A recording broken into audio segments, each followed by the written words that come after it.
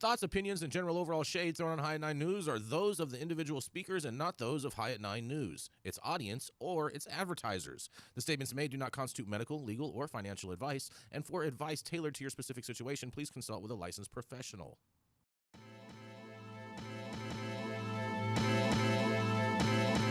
Welcome to the High at 9 News Hour, where you will hear from cannabis industry experts and professionals from around the country talk about important topics while shining light on global issues and discussing cannabis as it relates to politics, regulation and reform, data and technology, science, research and medicine, family and parenting, art, celebrities and entertainment, fitness, sports, mental health and wellness, and plant-based medicines and entheogenics. Together, we are building a stronger community, fighting the stigma and creating change.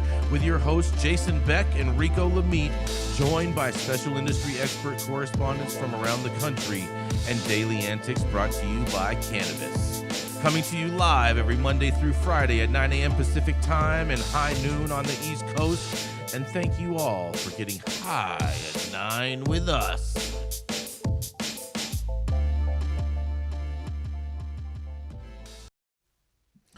Oh, yeah. Good morning, everybody. That's right. It is Wednesday. It's Hump Day, December 27th. And today, Rico, I hope you're ready for this. Today is National Fruitcake Day. That's it. Whoa. Well, I got to be ready for that one. It's National Fruitcake Day, everybody.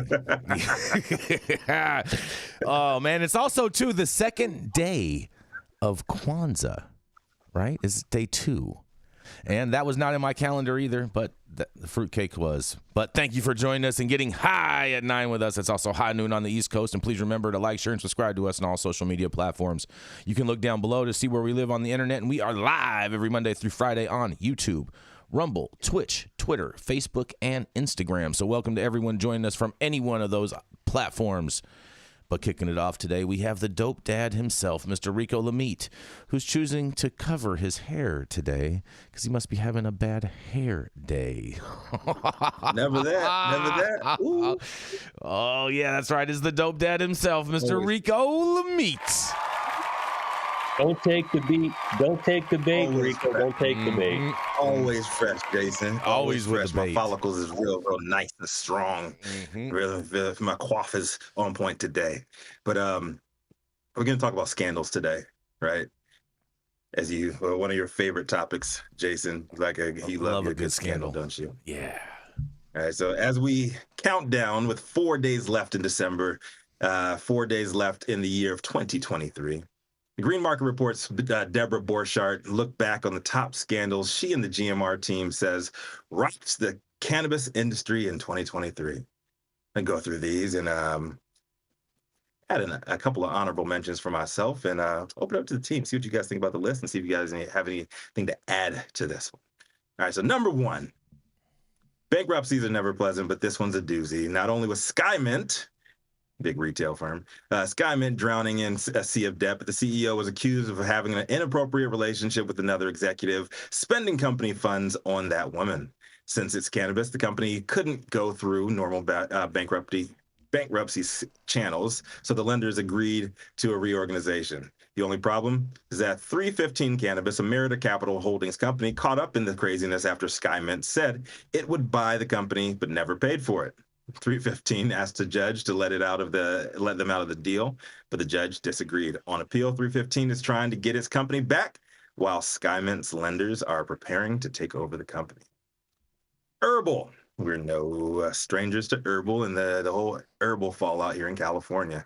It wasn't an earthquake that shook California cannabis. It was the implosion of Herbal. The cannabis distributor was rumored to have faced issues of companies not paying their bills, which made it impossible for the company to keep running. Laid off employees took to social media to announce that the company would not, what the company would not do themselves.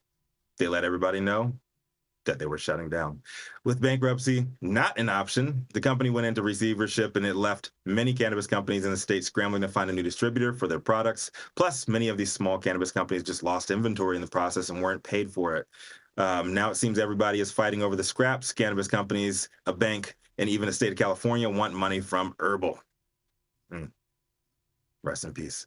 Weedgenics. In May, the U.S. Securities and Exchange Commission obtained an emergency order to halt alleged ongoing offering and Ponzi scheme like Integrated National Resources Incorporated, what does business as Weedgenics, and its founder, Rolf Max Hirschman and Patrick Earl Williams. Under the scheme, allegedly raised more than $60 million from investors to expand their cannabis operations, but instead used the money to make $16.2 million in Ponzi-like payments and to enrich themselves. The scam started in 2019, but the SEC didn't shut it down until 2023. The agency alleged that in an attempt to avoid detection, Hirschman, acting as the face of the company, used the fake name Max Bergman when he communicated with investors, while Williams, as vice president of the company, worked behind the scenes. Williams was also accused of spending investor funds on his more public career as a rap musician, Big Rig Baby. Did you download that one, Jason? The oil man cometh. So, Little Max. High Times. You're right. Longtime cannabis publication High Times and its current owner, Adam Levin, found themselves in the subject of a stock fraud investigation for seemingly never-ending stock offering. We've all heard of that $420 offering that High Times dropped, not one, not two, but 10 years ago. Levin originally bought the title with the idea of taking it public and flipping the stock for a profit. However, things didn't go according to plan, and Levin just kept taking money from investors and changing the value of the stock from $11 to $1. The company ran afoul of the SEC for paying a stock promoter and not disclosing that to investors. Investors have complained that the magazine took their money and then never provided any additional information or updates. Y'all got finessed. Benzinga's AI interview. So this one's funny. Who's going to know, right? In November, business news website Benzinga ran a contributed interview with the rap star and Cookies founder, Berner. His real name is Gilbert Milam. The only problem was Berner said that he did not do the interview. Journalist Grant Smith Ellis suggested the interview was AI generated and ran it through an AI content detector. David Daxon, the contributor, insisted he did the interview, even though Berner insisted he never talked to Daxon.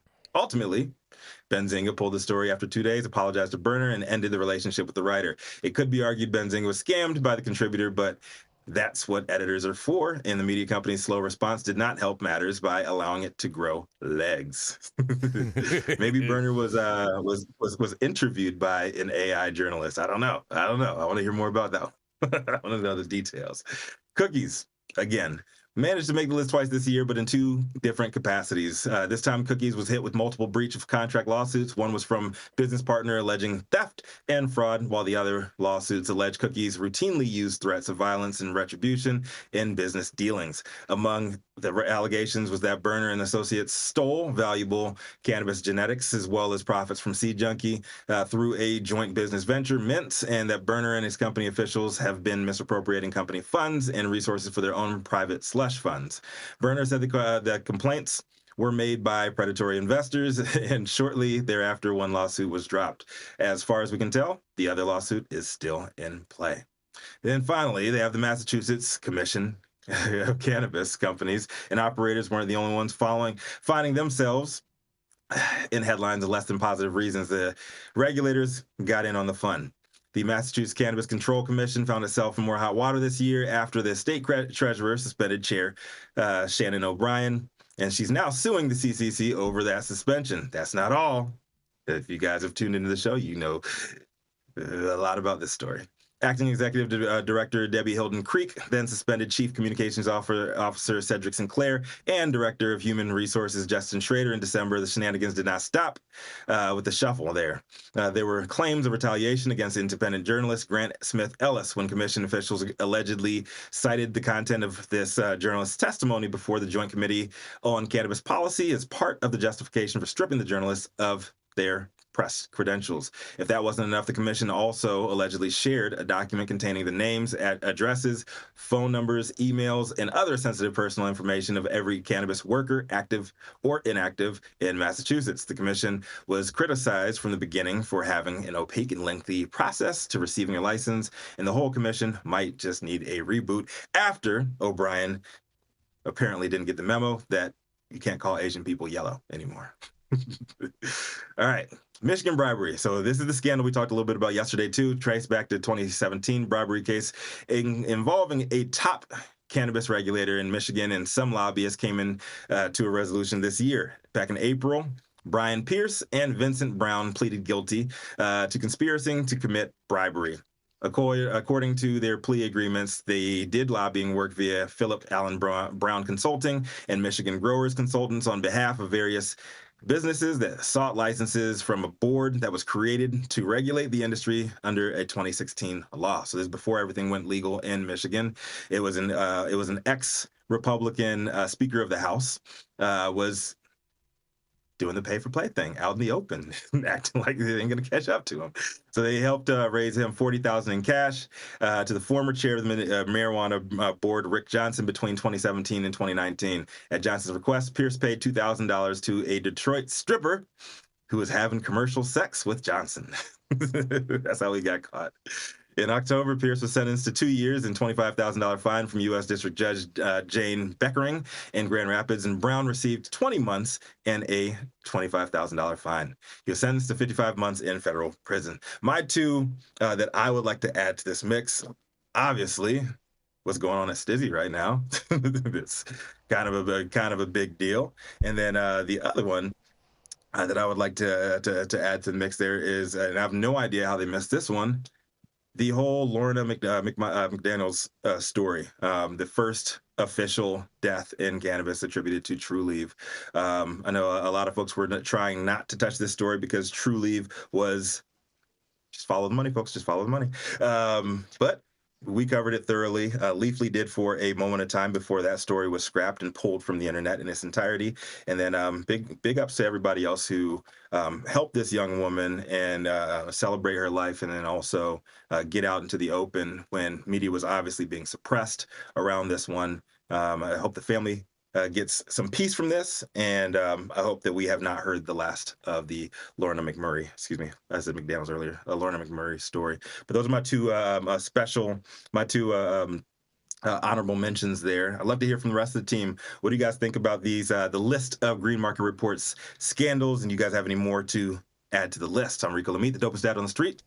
Happy second day of Kwanzaa, y'all. I have to look and see which day it is because I forgot to check. I bet you did. That high time story cracks me up. Yes. I need some clarity on something. I'll go for it. Define commercial sex for me. Commercial sex? It's when you have sex in a commercial well, that's building. easy. Like when you used to have private. Like industrial side? Yes. It lasts used to have private sex. It's like pay-per-view. Technically, Got a card swiper in your purse.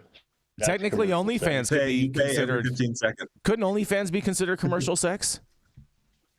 It's sex work, I think, but it's not commercial sex because it's on a computer. Oh, man. There's lots of Detroit officials got caught up this year. Yeah, we still haven't found out what's up with that $40 million. We still have not. There's lots of. Was that this year? Or was that last? That was this year. Like at the end of last year. That's this year too. I mean, it feels like it was about a year. There's a lot of shit that went down in Michigan, man. Yeah, Michigan was wilding. Yeah, but I think overall, I don't know. For me, you guys, sorry, there's so many major stories this year, and at the same time, it's like I just have to shake my head because as an emerging industry, we're obviously going to trip and fall a lot, right? We're going to make big mistakes, and some of us are going to fall much bigger and harder than others. But there's a lot of media that we generate that is just, it's defeating the hard work that so many people are doing. It's counterproductive. And we need to be really mindful as business operators with the decisions that we're making, that they're not just decisions for today, that they're long-term play decisions, because we're literally paving the way for future generations to come behind us. So go slow and steady. There's no fast forward when you're building something. That's right. Yeah, I definitely agree with that. And on the public company side, I'm actually shocked. I have not kept up with High Times in years. They've kind of fallen off the map as a reputable publication in cannabis. But I I actually remember meeting Adam right after they bought High Times in 2017. I think it was the Lowe's on Hollywood Boulevard. We were there for an arc view, and I was working at Mass Roots, and we put $100K into their offering. And we had talked to them about some kind of merger or other deal, and they just kept basically diluting the shit out of their stock, issuing more and more stock. I cannot believe that we're almost 8 years later, and they're still doing that, because that must have been January or February of 2017. So I don't know anything about the internal details, so I'm not going to comment on whether the SEC's case has any grounds to it or not. But I'm just shocked that they're still issuing stock. I think out of all these, I think out of all these scandals, I think the herbal was the biggest scandal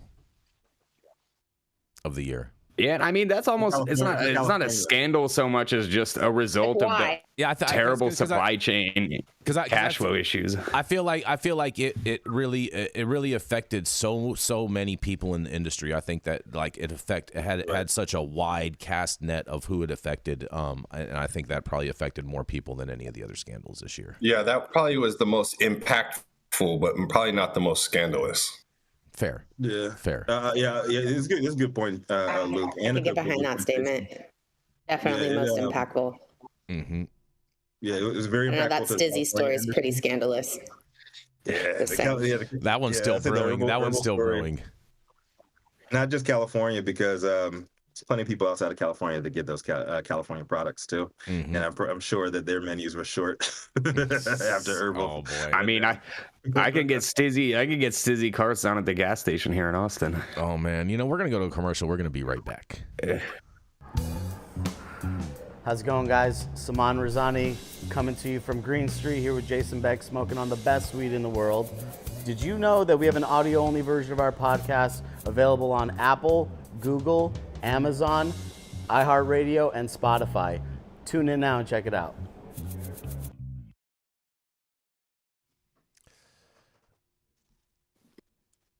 Y'all know him best as the head honcho here at High at 9 News, but he's known globally for smoking the best, and he's known locally for supporting the worst.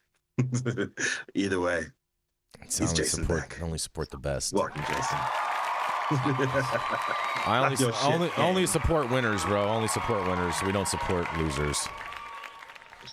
All right. But I'll tell you what, man, oh man, Missouri lawmakers renew a push to regulate delta-8 THC hemp products, you guys. Oh man. They're coming for your delta-8, Sohum. A Republican state senator has filed legislation to renew last spring's failed effort to regulate intoxicating hemp products in Missouri, such as delta-8 drinks and edibles. Delta-8 THC products can be sold in stores in Missouri because the intoxicating ingredient THC is derived from hemp, not marijuana, which is a controlled substance, these guys.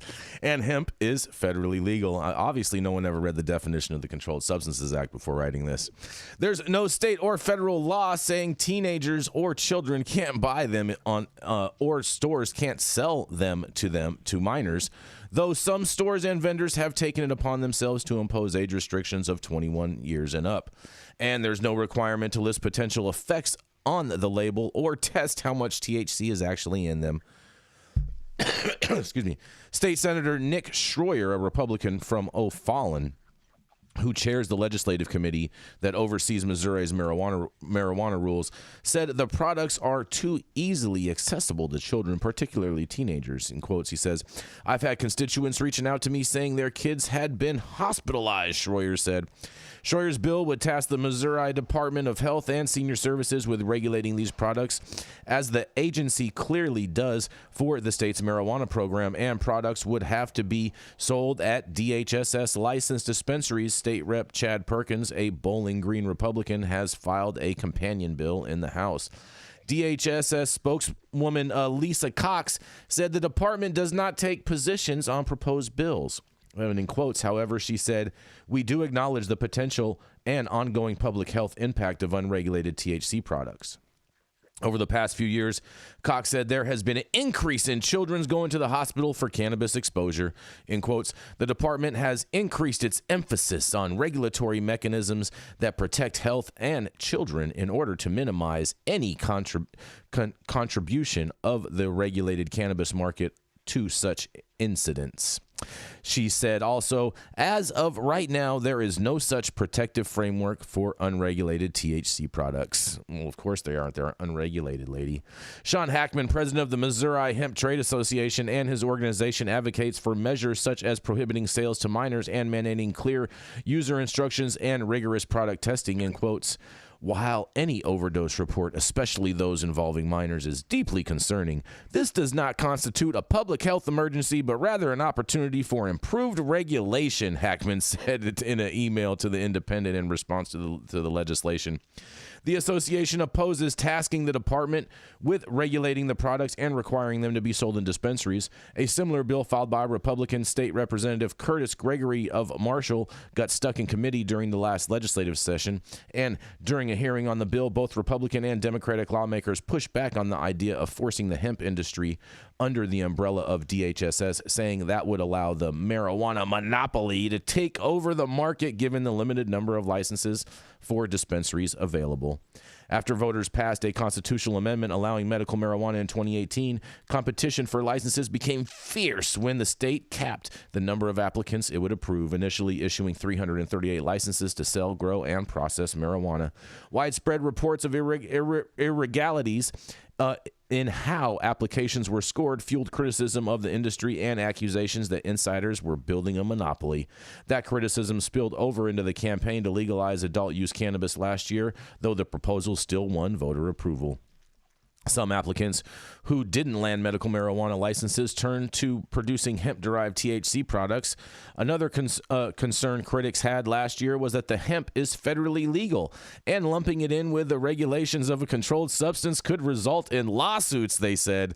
Schroyer said he'll be closely watching the ongoing legal case of Robertsville-based marijuana manufacturer Delta Extraction. Delta Extraction had its license to manufacture cannabis products revoked in November, months after a massive recall pulled more than 60,000 products off the shelves, which the state says were illegally made with a hemp-derived THC concentrate imported from out of state. While hemp is federally legal, state regulators argue that once hemp-derived THC comes into the marijuana realm, they can regulate it. The question currently before the Administrative Hearing Commission is whether or not Missouri regulators have the authority to prohibit licensed companies from infusing marijuana-grown marijuana products with hemp-derived THC. These guys got it so twisted. If the company loses its appeal before the commission, then delta-8 will continue to fight in court, the company's attorneys have said. And Delta will be arguing that the state has no authority to regulate hemp products at all. In quotes, the Division of Cannabis Regulatory Authority to regulate is limited to non-hemp marijuana and does not depend on whether it is used to make THC. Delta's attorney Chuck Hartfield wrote in a recent letter to the department. Schroyer said his proposed legislation will be mindful of the court's decision in the case, and in quotes, we're still going to use this judicial guidance to craft a type of law compliant with the case law, he said. That's going to protect the youth of our state and any type of consumer of these types of products. In September, a federal judge in Arkansas sided with hemp companies in granting a preliminary injunction on a state law similar to the one Schroyer and Perkins have proposed aimed at regulating hemp-derived THC products. U.S. District Court Judge Billy Roy Wilson said if Arkansas wants to participate in the federal hemp program, then it can pick and choose which parts of the law it wants to follow. Despite the preliminary court order in Arkansas, Schroyer said he's not convinced the federal government has the authority to prevent state legislators from passing laws to regulate intoxicating cannabinoids. And in quotes, when you're putting these things into the stream of commerce and you look at the 10th Amendment, he said, there's really nothing in the U.S. Constitution that says we can't clearly legislate this type of issue. They say, well, Delta-8 is going down in Missouri. And what do you guys have to say about this? And this is Jason Beck for the High at 9 News. What do y'all think? Delta-8. They got the lawyers involved now. Right, They're Dale? gonna split every hair. We're trying to define a gray area and split every hair. And if you can make money making a left-hand turn and putting that shit on the market and claim they can't do anything to me, good luck. Pay my attorney's fees, I'll argue whatever the hell you want me to argue. Did anyone ever notice that when Jason talks about Missouri, he sounds like a South Park reject? I can't help it. I did hear the Cartman there. Yes. Respect my authority. Yes, you will respect my authority. It's because it is Missouri. Yeah, delta-8 ain't going nowhere, man. Hartman Beck. People can pay, just like Dale said, they'll be paying a whole bunch of legal fees. Yeah, exactly. Or your Full Employment Act. Love it. I do like the argument that they're using, the anti-monopoly argument to keep delta-8 in gas stations. I thought that was a really nice touch. Creative argument. Make delta-8. That was written on a bathroom wall somewhere where a guy was taking a shit that's a lawyer and went, that sounds good. I'll bring that one up. Dale, I'm I got curious. an idea now. Dale, I'm curious as I'm curious as to your thoughts in regards to the last statement there when he's talking in regards to the stream of commerce and the 10th Amendment. And he's saying that there's really nothing that the U.S. Constitution says that clearly legislates this type of issue. Well, the federal government split jurisdiction back in 1970 with the states. Okay, so that has a lot of traction because we've had arguments in this state about whether federal law preempts state law, and our state Supreme Court or our state courts took a position, and hell no. We have the right under that grant of authority to pass our own public health laws. These are traditional police powers, okay? But I can't pass a law in California to make it federally legal. That's a difference here. And again, this is first year law school shit. Can you think up something to put on your answer to your question and charge somebody for it? This ain't going to solve anything because we have to have the federal government step in. Stop playing this game that, it's got delta-9 as opposed to delta-8 and, all that kind of shit. It's come from hemp or not. Stop it. It's nonsense, okay? THC is THC. It has a psychoactive effect. That's right. It's all cannabis sativa L under the Controlled Substances Act. It's all got the same definition. It absolutely is. You know what, Dale? I think there's a great advertising opportunity for all those delta-8 guys out there to go ahead and take a Sharpie and put your product name on the inside of bathroom stalls at the gas station. There you go. You know what? There you go. I did not have a good time, right? I have mixed feelings on this, the whole delta-8 situation, and I know in certain states where you can't get cannabis, it's making inroads into cannabis acceptance and normalization and things like that. But this, it's hard for me to say hey, delta-8, get behind it, because to me you're not really experiencing the plant. You're experiencing some synthetic form that they've placeboed you into thinking is doing all these miraculous things. The plant does have miraculous things that can happen, but I don't see them happening on these delta-8 drinks and things like that. But to your point, Jason, about the 10th Amendment and the states' rights to pass their own laws, I think this is one of the principles of federalism. This is one of the principles that our founders put into the Constitution, to be able to have the states become laboratories. And when these states are laboratories of democracy, they are able to show the rest of the states kind of the path forward. And I think that we've been doing that. And I think that we will continue to do that on the cannabis front, because I think the states are continuing to lead the way here. That part. Yeah, I mean, especially in legal states, Luke, this is great points, Luke. Especially in legal states, I'm when I see delta-8 out, whether it's a gas station or not, I see it more as aimed at people who can't get into dispensaries. I'm stopping just short of saying this is targeted directly at kids, but if you don't need an ID to get delta, what you're saying is there's not a height limit on the shelf. Right. Is that what you're saying, right Rico? Right on. Yes, it's next to the Bubblicious bubble gum. In that little aisle. If you're in Texas, right? If you're in Texas and you see this shit right when you check out at the gas station and everything, and they don't ask you for ID, nothing there, it makes me believe that you're targeting at a certain audience. Yeah, I mean, as somebody that lives in a state where we don't have legal dispensaries and all we have are delta-8 and CBD edibles and flour and vapes and whatever you want at every gas station. What was that, Jason? I was going to say, you guys have the trap at every single cell phone.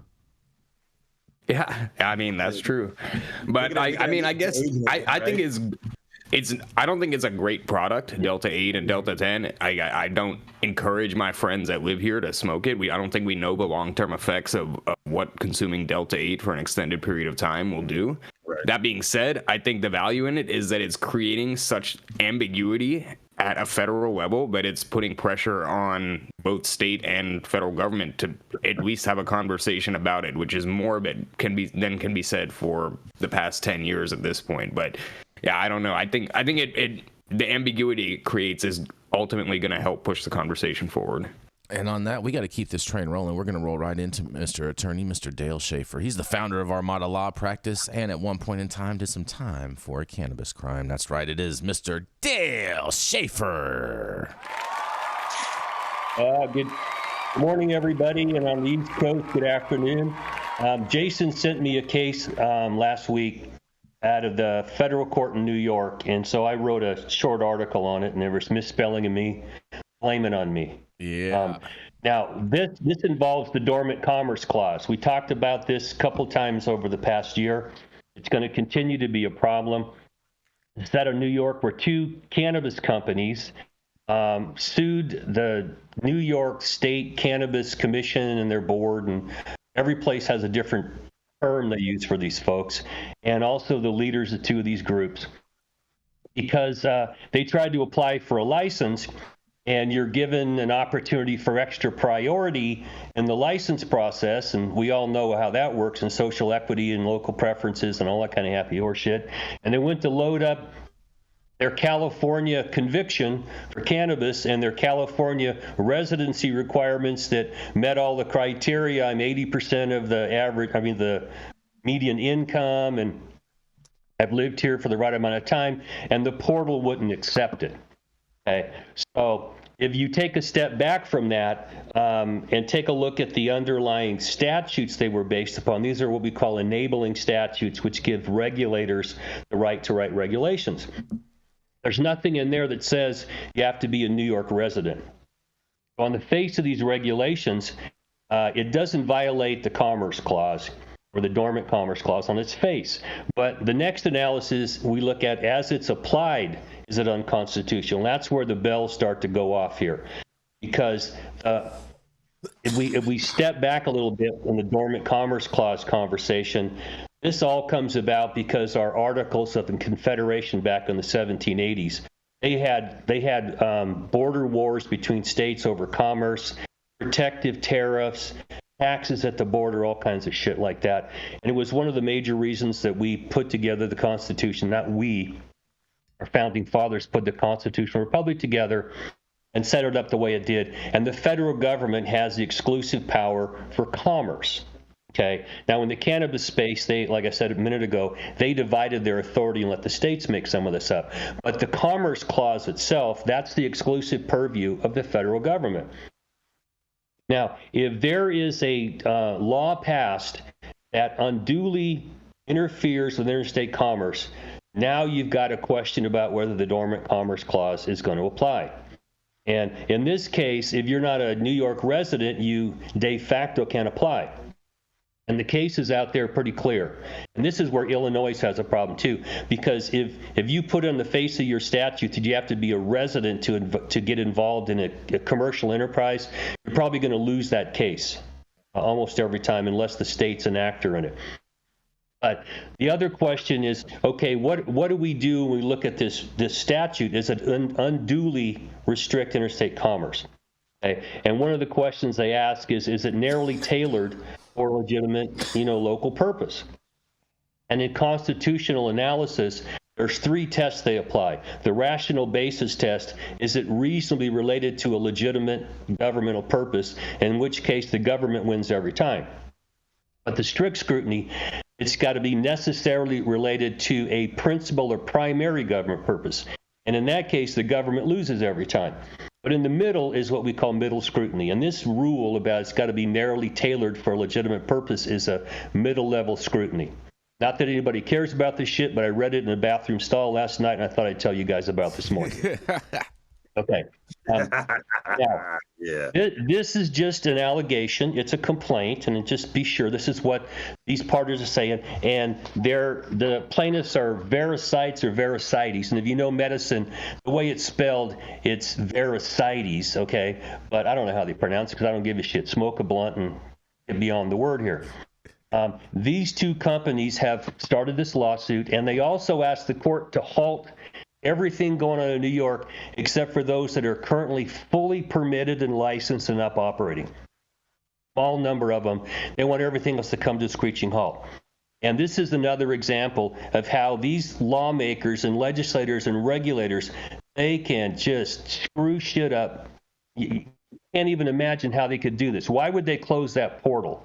They don't have an attorney and staff that told them, hey, this is going to get you in trouble? Apparently not. Because if you can't upload from out of state, then I think you're staring down the barrel of this being found an unconstitutional as applied regulation. Okay, that's my feeling. I'd like to wait until we get the response from the state and see what they have to say. Here again, we're going to have creative attorneys making shit up and throwing it at the court. So we'll see how this works out. But right now, I think they've got a problem if they're continuing to restrict that portal. But we'll see as this moves along. But the Dormant Commerce Clause is going to continue to be a problem for trying to provide social equity across the cannabis space. Because it just gets very difficult if you're restricting out-of-state people or people who don't have these qualifications from an equal chance at these licenses. And I don't know that I know the answer because I've been involved here in California with multiple of these problems, and the answers are just not there. It's site specific, and the problem is that affirmative action was thrown in the trash can. So if you try to do this the way it should be done, the communities that were over-policed were black and brown, but you can't say that. Got to be neutral on its face. Okay, so there's the problem that we are facing. How do we bring social equity to people who were traditionally stepped on by law enforcement, especially in cannabis, without admitting that we're trying to help people of color, pull back out of this war that was waged against them without saying that. And I think this is just an ongoing part of this pissing match we're going to see going forward. And I'd like to hear what you guys have to say about this. So throw it back at you. This has been a long time coming. Right? So, this is, I know me and you, Dale, were the only ones calling this shit out last year. He said that, a dormant commerce clause falls, or we should open up interstate commerce. And when cannabis truly does become a commodity, social equity, unfortunately, is going to be seen as unconstitutional. And a lot of people are going to be in a little bit of a pickle, trying to find out if their operations are eligible for interstate commerce, which I don't think, the way Congress is looking right now. Like you said, Dale, with affirmative action falling to the wayside recently, I don't think it's going to be a pretty picture. So unless they somehow into federal legislation put social equity into law and put like certain parameters around that, I could see a million lawsuits going out and people just saying that it's just not fair. And because the U.S. government and the U.S. as a whole just doesn't like to say sorry, doesn't like to explicitly apologize for things that it's done in the past. It's because we're not a sorry country. Like I said, well, that's debatable. America doesn't like to admit what it did was wrong. And even when the facts are in front of the country and things are the right thing to do, there is no right and wrong when it comes to capitalism. I think there is a simple answer for this, Dale. I think this might not be the popular answer, though, is the problem. Anytime the government continues to interfere in markets, we always have problems. Stop interfering in markets. Let the free market work the way it's supposed to work. Now, that only goes so far, right? How do we tie social equity into that ideology or to that thought process? And this is where I think we think about social equity and social justice in the wrong aspect. Like, we think about it as a continuum that needs to happen forever. And that's not the point, right? Because if we get the social equity and social justice stuff correct on the first time, then there's no need for it after that, because then we've leveled the playing field. And that's what we want as social equity applicants and social justice applicants.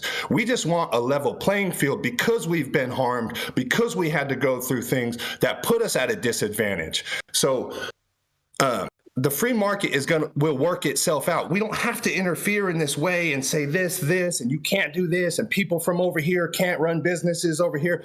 It's nonsense, and it starts to you build this web that becomes so tangled that it suffocates the business, it suffocates the market. It's happening now in California right now. It's something that we have to unwind and unravel. So the way we got to look at social equity is like the way we look at reconstruction after a war, right? This is the war on cannabis. People have been harmed, and we have casualties in this sense. We go in, we rebuild, we make it better, we make it to where people can have sustaining, livable existence, and then we continue to move on after the playing field has been leveled. I think that's the direction that we have to look at this in. That's where we keep on messing this up, is we keep on asking the government, hey, come in and help us on this, or come in and overregulate this, and then when it happens, we go, oh, you guys overregulated this. Well, it's the leveling the playing field that's the problem here, Luke.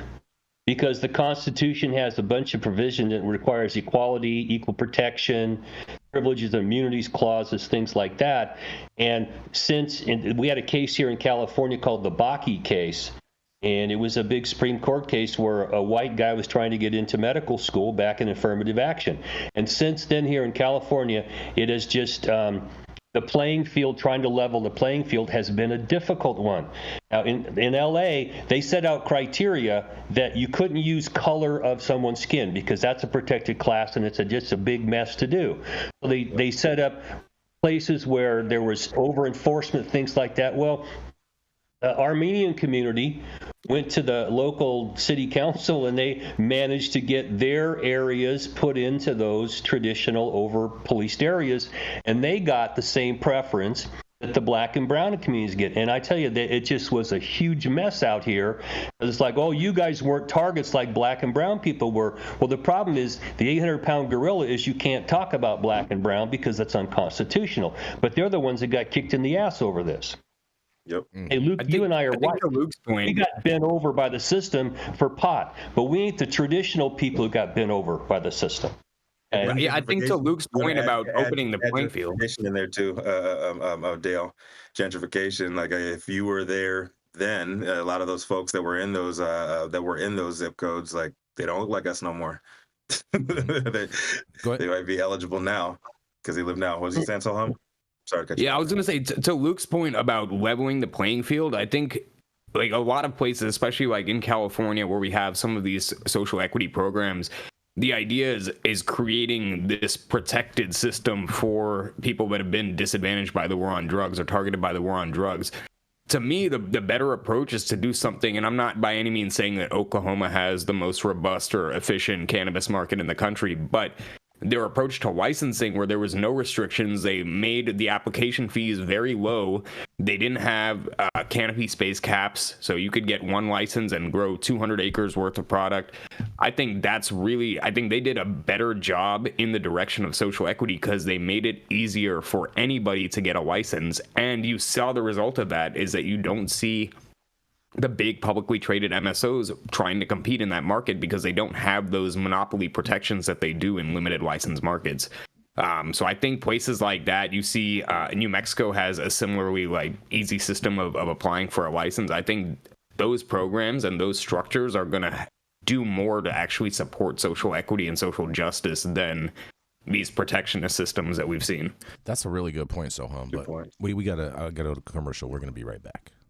The Control Tower from Highly Educated has perfected the dab. Utilizing the concept of thin film evaporation, you can waste none of it and taste all of it. The micro texture of the SE pillar increases nucleation at elevated temperatures. And With the tower propelling at 2,600 RPMs, it's certainly the most efficient dab experience to date. The Control Tower from Highly Educated. Stop whatever you're doing. Make sure you hit that like button. Do us a favor. Do yourself a favor. YouTube will appreciate it as well. Also, make sure you subscribe to the channel if you've not subscribed to the channel already. And all the articles that we cover on today's show, you can read on our website at www.highat9news.com. I'm Jason Beck, and this is Smoky Vanilla. And if you want to feel as good as I look, then you need to get yourself a stretch and smoke with Smoky Vanilla. That's right, baby. I'm Smoky Vanilla with my background in kinesiology.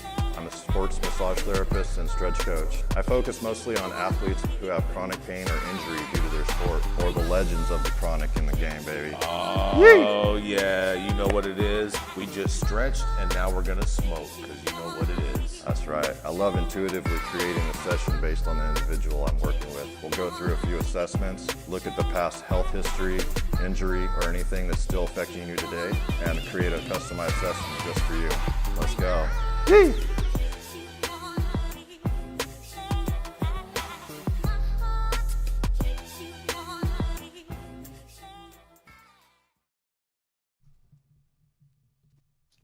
Our next correspondent's got over a decade of regulated industry experience under his belt in cannabis technology and data, but for his current projects, one of his current projects, he's working on Grind, a cannabis lifestyle brand for serious and professional athletes. Doesn't sound too inclusive to me and the rest of us amateur athletes out here. Sohum, come to the stage. Nah, it's for everybody.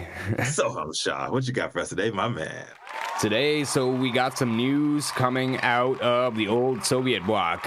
Ukraine has been attempting to pass their own medical marijuana legislation here for a few months. Actually, it really goes back a few years. Their president, Volodymyr Zelensky, talked about approving medical marijuana as far back as 2019 on his presidential campaign trail.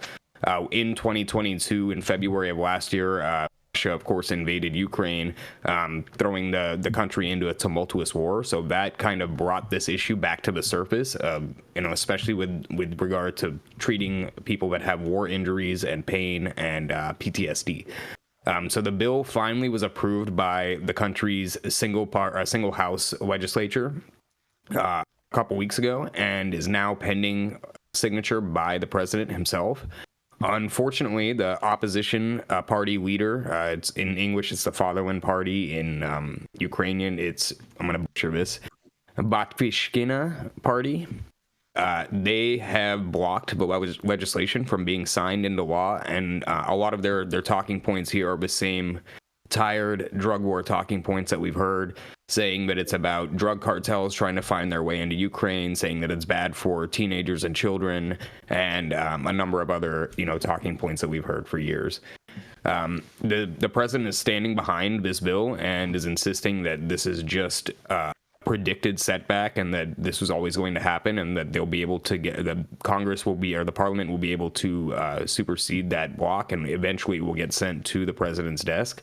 As of right now, Ukraine allows medical marijuana to be used to treat epilepsy and cancer, but this bill would expand it explicitly to PTSD and would also allow for public hearings to hear it for treatment for other options as well.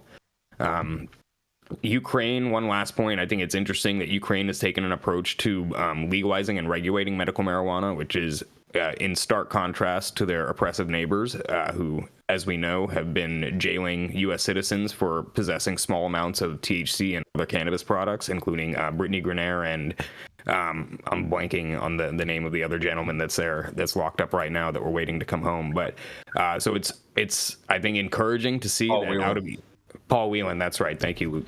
I think it's encouraging to see that a part of the world that's traditionally had a more conservative view on cannabis and drug use in general is at least starting to have that conversation and change their laws, and hopefully other former Soviet bloc countries, continue down the same path. I'm interested in hearing, what everyone else has to say. I think ultimately this is going to get passed. I think this is just part of their whole little process, and they needed a headline to come out for the opposition to steer them, so they felt like they were getting their their just desserts and whatnot. But I think ultimately this is going to go through like you stated. Yeah, I think it'll be a boom for the country as well. It's agriculture is one of the largest industries in Ukraine. You know, they're one of the largest rice producers and exporters in the world.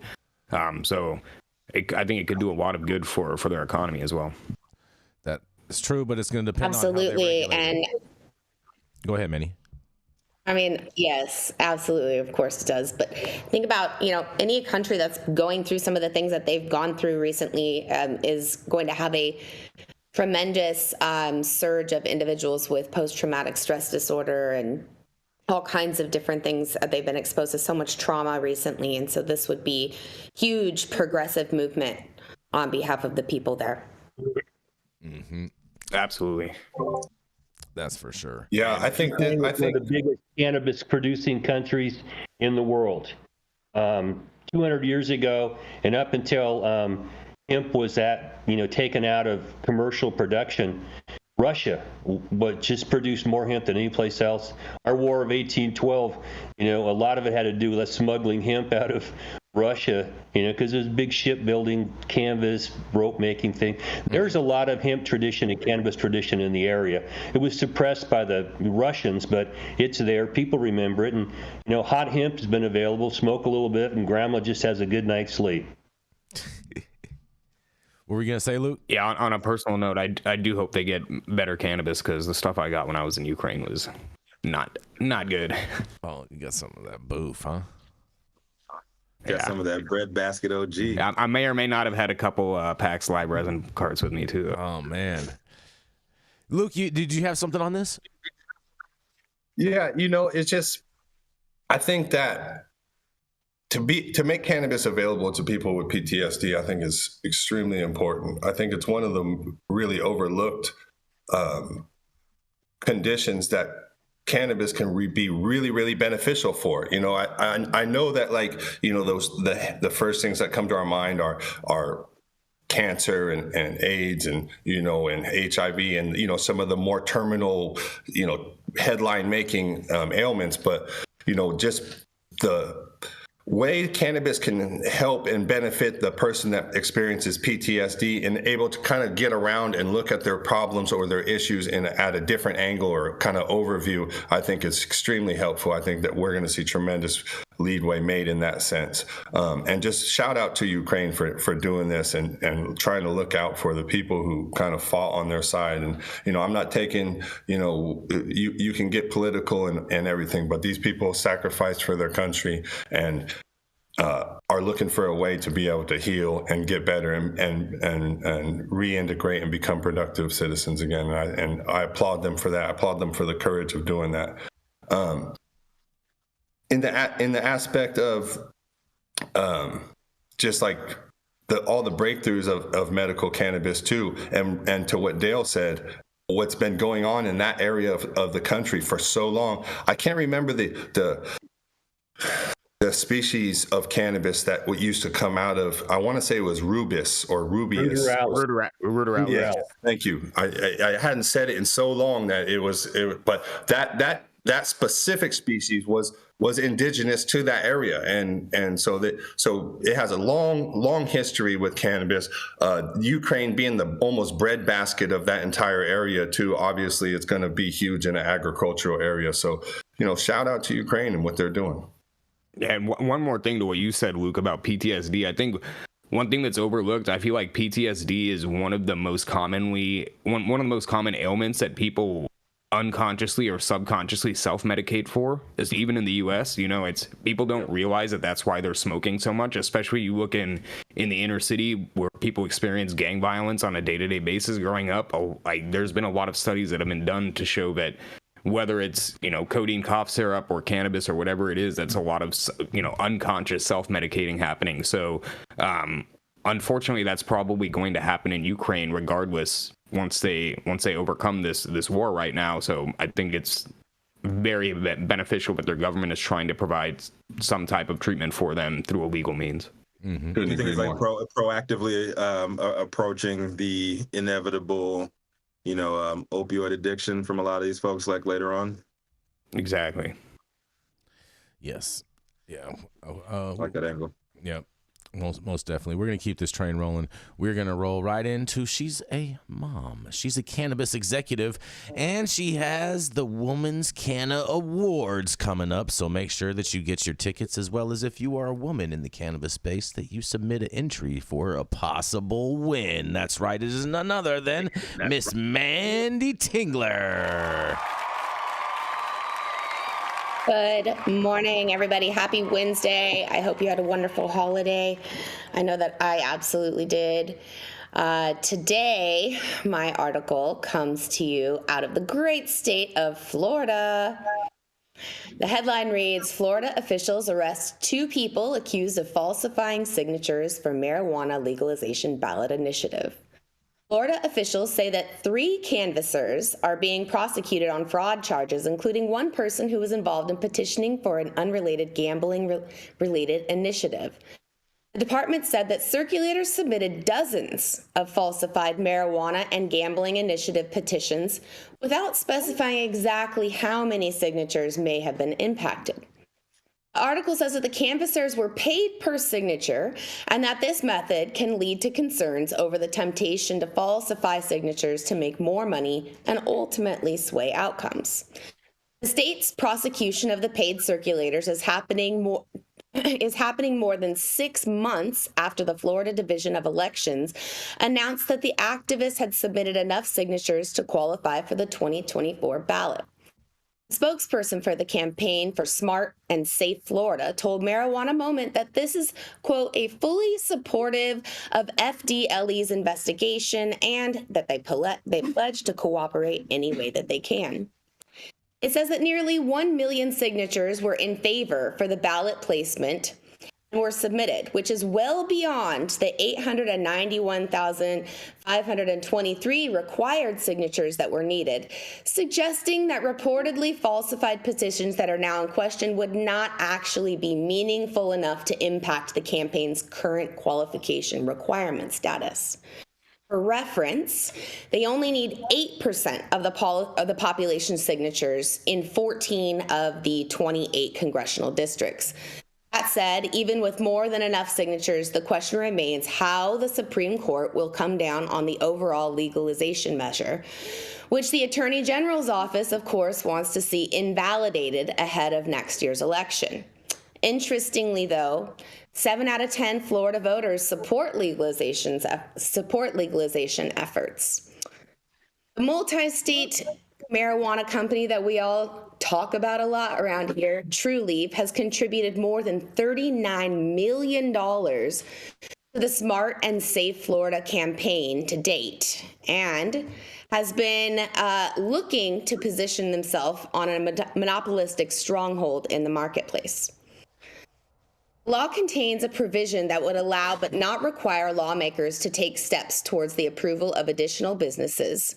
Home cultivation by consumers would not be allowed under the proposed drafted policies. Adults 21 and older would be able to purchase and possess up to 1 ounce of cannabis, only 5 grams of which could be concentrate products. The 3-page measure also omits equity provisions favored by advocates such as expungements or other relief for people with prior cannabis convictions. I don't know about you guys, but that being omitted is actually a huge non-starter for me. Florida expects anywhere from $191 million to $431 million in tax revenue with adult use laws that would come into effect. And guys, my oh my, Florida priorities are a little bit backwards as usual. We're not surprised to hear this, but I am really interested to see what you guys think about these petition signers and what should happen with them. And do you think that the state of Florida is going to throw this entire thing out? Let me know what you think. This is Manndie coming at you live for High at 9 News. You know what I really Every want to initiative know, I've been involved in has the same problems. That's why they make you submit substantially more than what's required, because they throw a lot of these out. All right. And, you know, that's why my clients always hired professional signature gatherers, as strange as that sounds, because they know not how to go out and just make up names, write somebody down, and pull an address out of your ass and submit it. I'm sure this is a crime. and they should probably be prosecuted for it because it's perjury. It's submitting false official documents, things like that. But it happens every place I've ever had these initiatives. I mean, it's perjury because you're forging a signature, Dale. That oh, absolutely. It's an official document that you know is false too. Yeah. Let me call a different angle of this out, though. Let me call a different angle of this out. So, okay, we have these people that are saying, look at these signatures that these people are gathering for this weed ballot because they're faking them, and it's like, and this calls into question the whole integrity of the whole weed ballot that's coming up there, and all the old Florida voters that are all the snowbirds that are down there go, oh, they're rigging the ballots down there for this weed thing. And then when you drill down on this and you say, okay, how many of these are actually called into question? They have a quote that says dozens, and then a sentence after that says nothing can be verified of the actual number. So their quote of dozens of these signatures that could have been called into question when they only needed 800,000. And I'm not sure what it said, Manndie, but I think it said that over 1 million were collected. So to me, the math looks like it's well in favor of the ballot being legit. Now, let's talk about the bill. The bill sucks. Let's be honest. The bill in Florida is horrible. But is it better than nothing?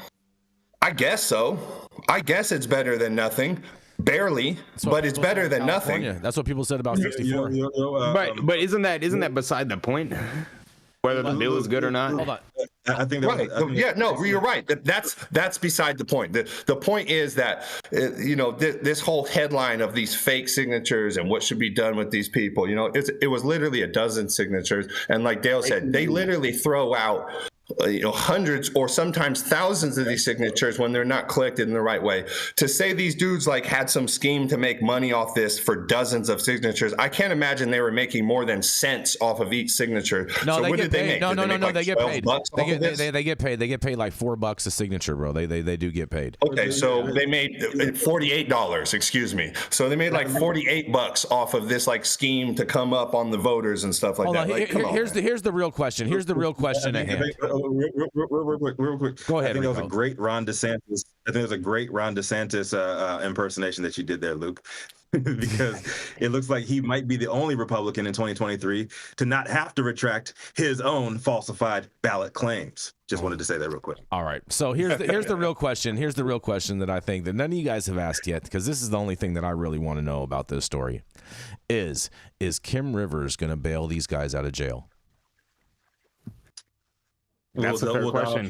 Will Donald Trump bail out all of his falsified election people? Oh my God, I would die. Oh my God.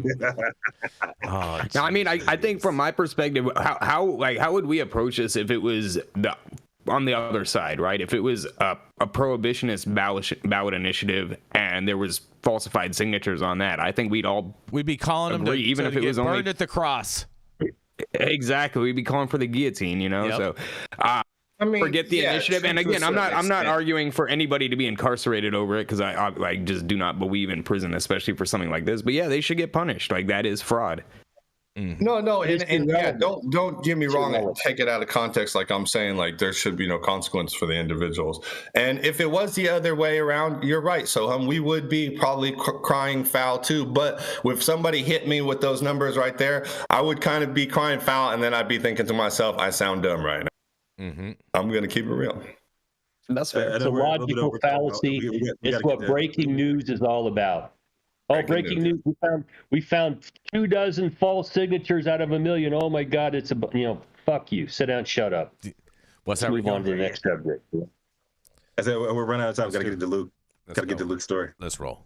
Yeah. Up next, he's a dope dad, author, activist, entrepreneur, OG, trailblazer, warrior for justice, spitter of truth, and living proof that real ones do still exist. Bringing us home once again is High at Nine's news' very own friendly neighborhood outlaw, Luke Scarmazzo.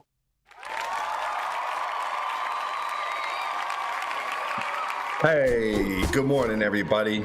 You know it's Wednesday. You know what we bring you on Wednesday. We bring you those prohibition stories that matter. And we're diving deep here. We're diving all the way across the pond into the UK to a little town called Westshire. No, sorry. Warwickshire. Sorry.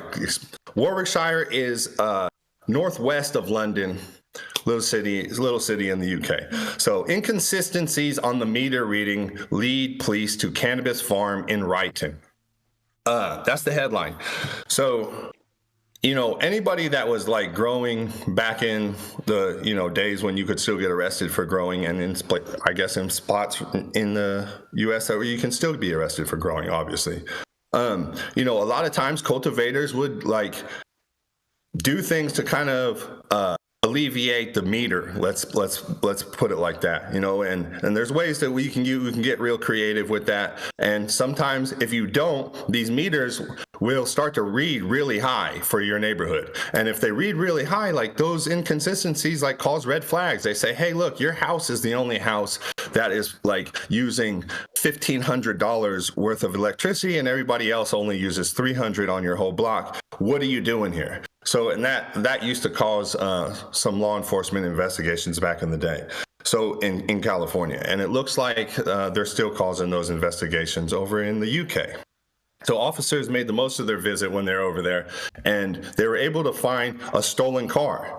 And I guess that was like part of the headline, because what wasn't really a headline is they had 50 plants at this like huge bust that what they called a cannabis farm. It was like 50 plants in a shed.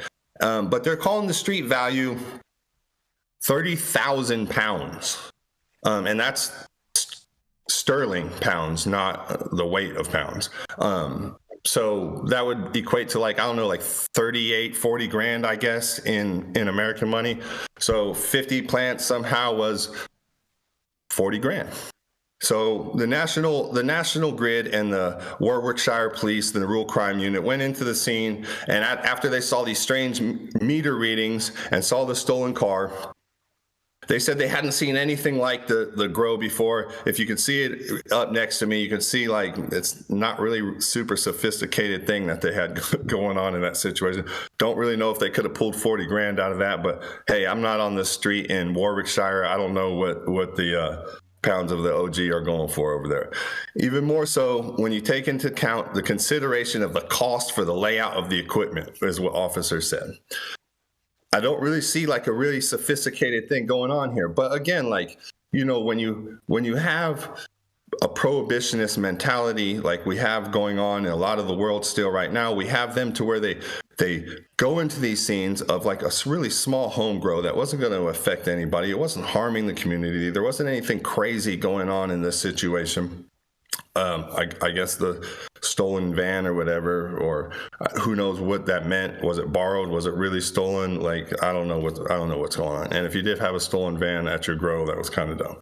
But anyway, my point is that you have these mentalities that we come in, we put these huge dollar amounts on these small things and make the community feel like there was like some really nefarious activity going on that could have been harmful to the rest of the community. And that's just not true. So the more we get away from this type of mentality in law enforcement and in journalism, I think the better off we're going to be. And we start to actually be objective and look at this plant and look at the situations that we go into and see a little 50 plant grow and say, hey, man, like if they're doing something with the meter, then fine them for the meter or whatever the situation is that calls for whatever municipal fine that you guys have going on, and keep it pushing. There's no reason to destroy people's lives. There's no reason for any of these law enforcement activities come and have these communities now that have been justice impacted. Now these people, I mean, who knows what they have to deal with over there in Warwickshire. I don't know what their justice and probation system looks like, but I'm sure these people are going to have a good inside view of it. I'm going to kick it back to my correspondents and say, hey, man, what do you guys think about the meter jump in or the meter usage and what's going on over in the UK? Man, this is why they like prohibition of weed, because this is low-hanging fruit. It's like I got a whiff of weed, I got PC to go crawl up your ass. If they're looking at the meter as probable cause to go in for a search warrant, I think that's a problem at the criminal justice level. Really, the meter's going to bring you into a house like that, and you're going to bring in SWAT and all that kind of shit. These guys get a chubby bringing in SWAT and arresting people. So I just think we need to take away some of these reasons for them to get that chubby and go in and fuck your life up. Stop it. I would like to see what the SWAT team looks like in the UK though. I gotta say. Like, They're armed. Like their SWAT officers are armed. Do the bobbies like No, they don't. They're not armed. They have those little lights, and it's like. No, I mean England, like London, has a crazy criminal underworld. Like it's very violent. Oh, it does. They have. You ever seen like a Guy Ritchie movie? Have you seen The Gentleman? Actually, that's I've heard from a couple friends that live out there, but it's a relatively accurate depiction of like the underground marijuana industry. And they're very proper. Okay. Even the underground is very proper. Oh yeah. Yeah, they go to like tea time, tea and crumpets. They're very polite about their trapping out there. I'm all about the tea and crumpets all day. I'll go investigate more of London's cannabis scene next year. I got to go catch Chelsea match out there. Oh, I got some people I can introduce you to, Sohum. They watch the show regularly. We're playing today. Yes. Sohum's showing those UK roots. I see you. That's right. Hey, he's a London bloke, if you will. London is blue. That's because it's woke. Oh, you heard that, Jason? That's because it's woke. That's because it's woke. Word. We all know that. Everyone knows that Parliament is woke AF.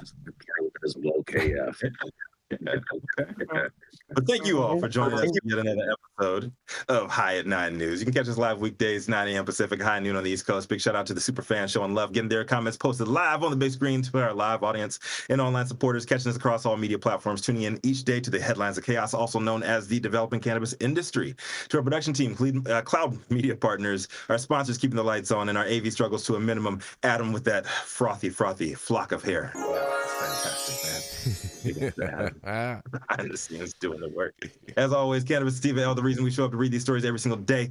Thank you too. It has been Wednesday, December 27th, and I forgot to say it earlier. It's also Kuji Chagulia. Second day. Hold on, say that again. Say that again. Say that again. For what? Say that again. For what? Kuji Chagulia. Kuji Chagulia. Gucci. Whoa. Exactly, Dale. You were thinking the same thing I was, Dale. Day two. Like I raised some daughters. Like, be careful what you say here, Dad. Yep. Your coochie's what? You can't censor the Have a good day, everybody. Black Hanukkah over here. It's Black Hanukkah. Y'all better respect it. Started by the Black Panthers in the 70s, baby. Let's go. But it has been Wednesday, December 27, 2023. Show's over. You've all been blessed with the top industry headlines. Hope it was enough for you to put in your pipe and smoke until tomorrow. I'm Rico Lamitte, the dopest dad on the street for High 9 News, cannabis industry's #1 daily news show. Head honcho for the Women's Canna Awards. What you got for us? You're going to bring us to a beautiful close. Mark your calendar. Save the date. Saturday, March 30th, 4 p.m. Los Angeles Women's Canna Awards Show. Get your tickets online in 2 weeks.